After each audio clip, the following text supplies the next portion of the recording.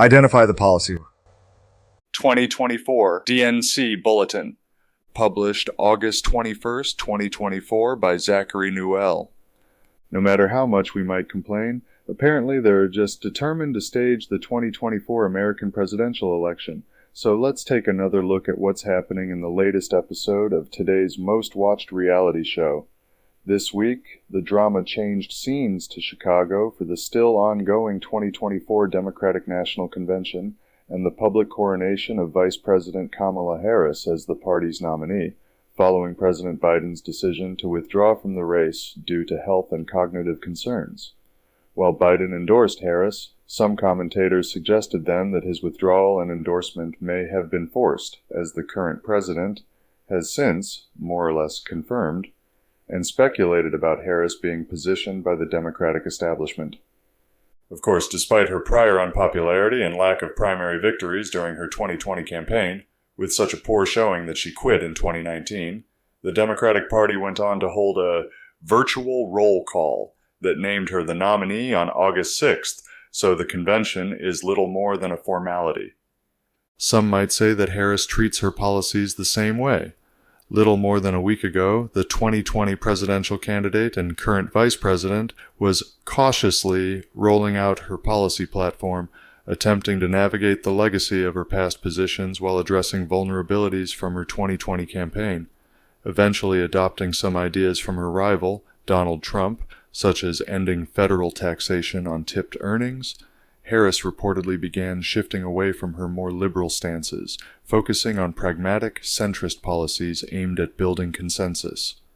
Harris went on to articulate more of her policies last Friday in North Carolina, with proposals including measures to combat grocery price gouging, to increase housing affordability, and to lower prescription drug costs, alongside plans to provide significant down payment assistance for first-time homebuyers, to expand tax credits for families and low-income workers, and to maintain tax cuts for households earning under $400,000. Harris emphasized her commitment to promoting economic opportunity while maintaining the Federal Reserve's independence, and indicated plans to reveal more policies soon, a reflection of her campaign's quote-unquote strategic vagueness, designed to attract broader support while avoiding criticism of the details. Of course, it's fair to question whether she genuinely believes in anything, or if she is merely an opportunist without core principles, calling for her to clarify her current stance on key issues. Obviously, Harris's policies, or those of any candidate, ought to stand front and center, but some see her campaign as staging her identity as a substitute. On that subject, Nico House, whose analysis we featured when Biden first withdrew from the campaign, offered useful insights on identity politics last Tuesday when responding to a listener's write-in question. Quote, "Just as with Obama in 2008, there's pressure to vote for the first Democratic black woman for president. What's the best argument against voting for her based solely on identity?" End quote. In his response, House argues against voting solely on identity, stating that a candidate's policies and qualifications should be the primary consideration. He criticizes Obama for betraying the black American community and contributing to the resurgence of slavery in Africa through his actions in Libya. Similarly, House critiques Harris for her lack of a clear platform and accuses her of betraying the black community by increasing funding for police despite concerns over police brutality. These betrayals provide evidence for House's argument that identity should not be considered a qualification for a job or position. Instead, a candidate's policies, experience, and understanding of issues should be the primary factors in evaluating their merit. He also suggests that minority candidates who gain prominence in American politics often do so by appeasing elite interests and being willing to, quote, "sell the community down the river," end quote, and cites Harris's willingness to work with Joe Biden, a former segregationist, whom she lambasted as such during the 2020 Democratic primary debates, as evidence. Of course, House notes the importance of not dismissing candidates solely due to their identity, and advocates for giving everyone a fair opportunity and consideration regardless of their identity. He seems to leave unsaid, however, the potential danger of a candidate's identity overshadowing criticism of their time in various offices and of their previously stated policies. but he might only do so because Brianna Joy Gray, whom we featured last June in our mid-year dispatch, pointed it out so capably when writing about Harris in 2017 while discussing how identity politics have been weaponized in progressive circles to suppress valid criticisms. While Gray acknowledges that identity politics can help highlight systemic inequalities, she also points out that it can reduce individuals to their demographic characteristics, silencing dissenting voices within those groups, before specifically noting how criticisms of Harris's political record, particularly her actions as California's Attorney General, have often been dismissed as racially or gender motivated, rather than engaging with the substance of the critiques. Gray then compared that treatment to the 2016 election, where critiques of Hillary Clinton were often dismissed as sexist, ignoring legitimate concerns about her policies. Gray contends that this misuse of identity politics not only stifles healthy debate, but also erases the voices of progressive people of color who do not align with centrist views. Instead, she stresses that identity should not shield politicians from scrutiny and that legitimate critiques should be evaluated based on their substance, not dismissed based on the critic's identity or the identity of the candidate in question. But criticisms of Harris's political campaigns aren't limited to how much the candidate leans on identity politics. Soon after his time in Venezuela observing Maduro's re-election, Ajamu Baraka turned his focus back to the U.S. political system to criticize Harris's replacement of Biden as the Democratic presidential nominee, which Baraka characterizes here as a coup orchestrated by the capitalist oligarchy controlling the party. Accordingly, he argues that this move reveals the lack of real democracy in the Democratic Party, dominated by neoliberal forces aligned with Silicon Valley, before also highlighting how Biden's political career has embodied the neoliberal turn in U.S. politics, which has abandoned the reformist liberalism of the past in favor of policies that serve corporate interests and perpetuate wars abroad. That, Baraka suggests, should give us pause while considering his replacement, whom he doubts would represent any meaningful departure from Biden's policies, predicting a continuation of neoliberalism and U.S. imperialism. Instead, he proposes that the oppressed of the country must recognize the existential threat posed by the U.S.-EU-NATO axis and continue to struggle for genuine societal transformation through revolutionary means. Accordingly, Baraka calls for the rejection of America's two-party system and for the building of alternative popular power structures. These analyses from House, Gray, and Baraka will surely come as no surprise to longtime readers of Radio Free Pizza, who may recall our dispatch from July of last year arguing that wokeness and identity politics are being used by powerful elites, both in politics and business, to distract from and suppress movements that seek wealth redistribution and empowerment of the working class. This socially engineered zeitgeist protects the interests of the wealthy and powerful by redirecting public energy away from class issues and towards social or cultural issues. This, in turn, prevents challenges to the economic and political systems that favor the elite. The next month, we discussed the consequent development among progressive American liberals of what we called the professional managerial dialect, as both a product of and a tool for maintaining the status quo. This linguistic phenomenon, influenced by financial interests and technocratic forces, not only deepens ideological rifts, but also threatens to make communication across those divides increasingly difficult, to the point that language becomes a barrier to public discourse, rather than a bridge. Of course, the engineers of American society can't just let the professional managerial dialect go without an antithesis. For that reason, we next unpacked what we called the traditionalist reactionary dialect, which collapses complex opposing ideologies like communism and fascist corporatism, into a single negative category, simplifying and misrepresenting these ideologies to reinforce a reactionary stance against perceived threats to traditional economic structures. While the professional managerial dialect often expands the meaning of terms to include a broader range of identities and experiences, the traditionalist reactionary dialect reduces complex concepts to a single negative idea that fuels a reactionary political agenda, leading to a distorted understanding of political and economic issues. Accordingly, The pseudo-conservative wing of the U.S. political establishment, which caters to the traditionalist reactionary sphere of the American public, started calling Harris a communist, or, as the New York Post would put it, a communist.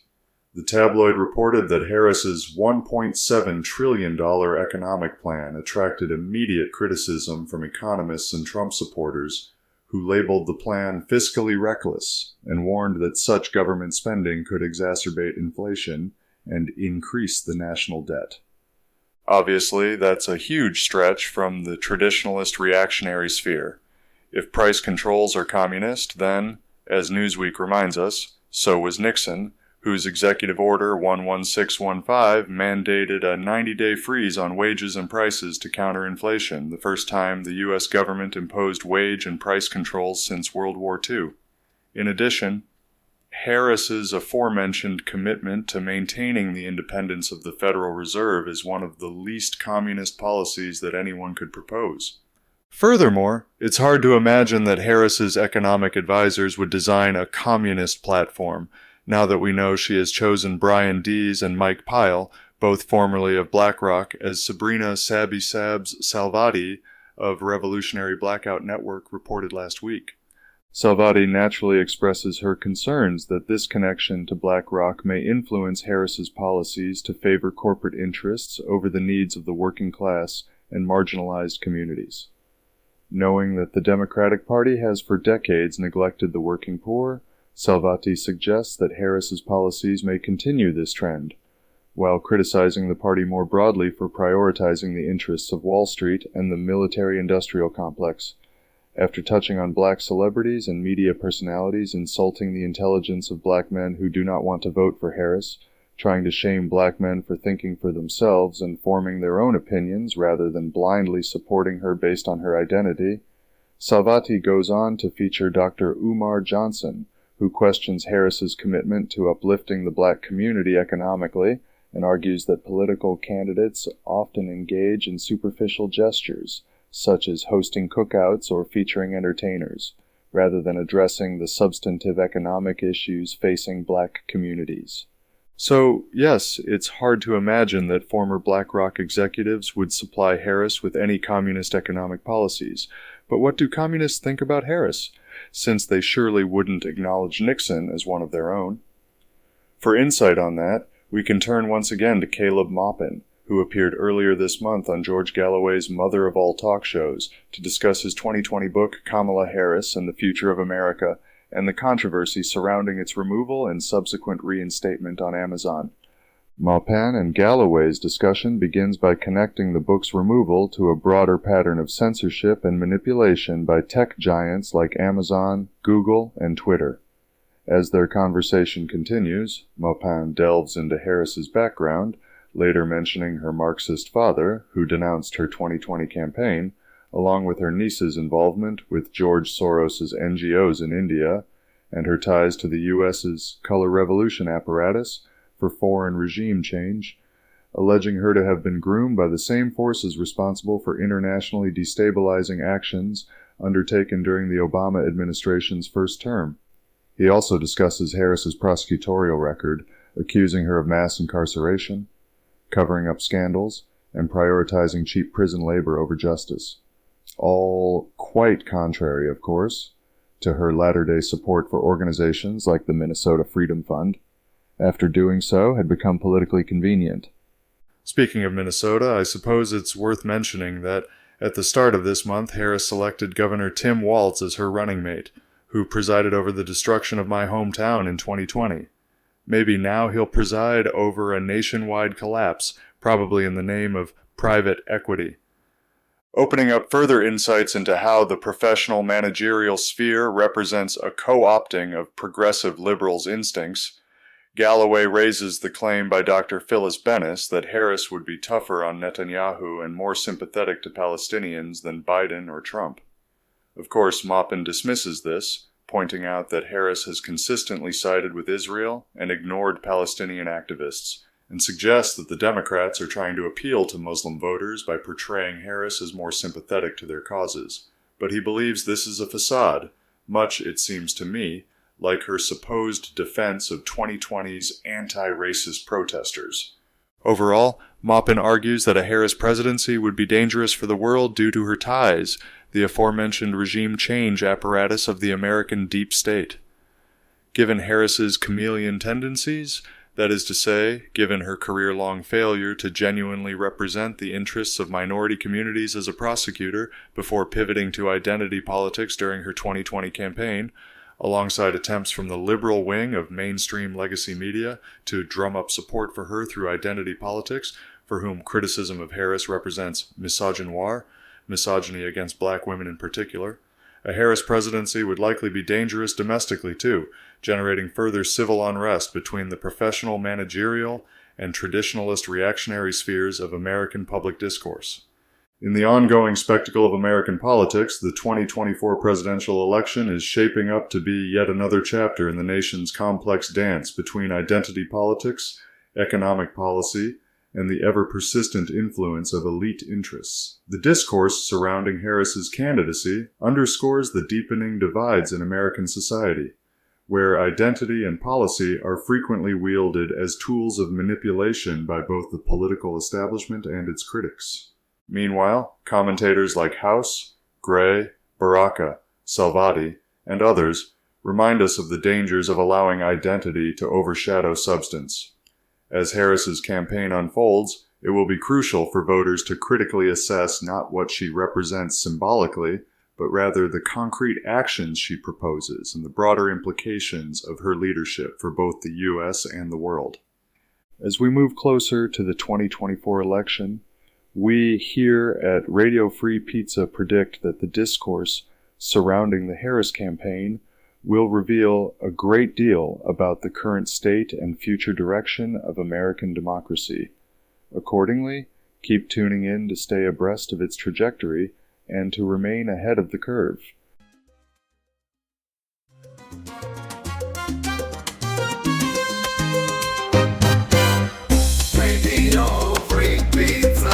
Radio Free Pizza is a reader-supported publication and listener-supported podcast. To see all our work, visit www.radiofreepizza.com or search for Radio Free Pizza on all your favorite social media and podcast platforms. You might even find a button to click that says subscribe. And if you're really lucky, it will let you leave a review. Otherwise, just share a link with your friends or on social media. Thanks for your support. Radio Free Pizza.